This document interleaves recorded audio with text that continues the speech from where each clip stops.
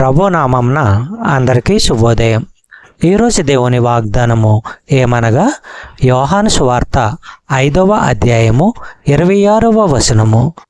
తండ్రి ఎలాగు తనంతట తానే జీవము గలవాడై ఉన్నాడో అలాగే కుమారుడును తనంతట తానే జీవము గలవాడై ఉండుటకు కుమారునికి అధికారము అనుగ్రహించెను. సహోదరులారా, స్వయంగా జీవము గల అంటే దేవుడు వేరొకరి సహాయము ప్రమేయము లేని స్వతంత్రమైన ఉనికి గలవాడనే అర్థము. నేను ఉన్నవాడను అనేది తన పేరుగా చెప్పుకున్నాడు. దేవుడు సృష్టించబడిన జీవులన్నిటికీ జీవప్రదాత. ఆయన అనాది కాలము నుంచి సజీవుడు. మనుషుల సంగతి పూర్తిగా వేరుగా ఉంది. వారి జీవము వారిలో నుంచి గాక వేరొక మూలాధారం నుంచి వచ్చేది.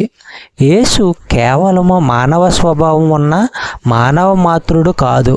తండ్రి అయిన దేవునికి ఉన్నట్టుగానే తనలో తనకు స్వయంగా జీవం ఉన్న దేవకుమారుడు. యేసు ఇతరులకు కూడా జీవాన్నిచ్చే మూలాధారము. చెప్పబడిన వాగ్దానము దేవుడు దీవించి ఆశీర్వదించును గాక. ఆమేన్.